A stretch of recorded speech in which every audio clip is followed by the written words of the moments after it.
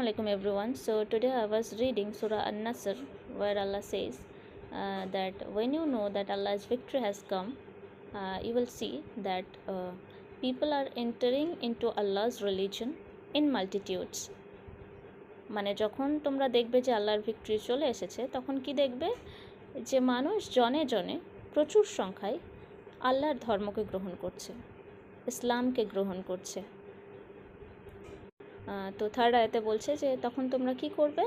Praise আল্লাহ, আল্লাহর প্রশংসা করবে and seek forgiveness of him, তার ক্ষমা চাইবে তার কাছ থেকে, because he is ever forgiving, তিনি ক্ষমাশীল।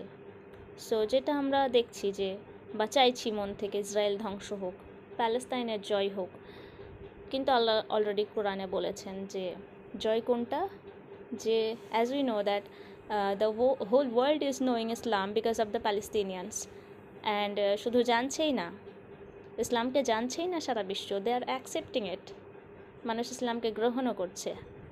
সো বলতে গেলে বা দেখতে গেলে it's definitely victory of Allah. So have patience and এই মুহূর্তে কী করা দরকার আমাদের? প্রেজ আল্লাহ, আলহামদুলিল্লাহ, and may Allah forgive us. Thank you for hearing the audio clip. Okay, bye.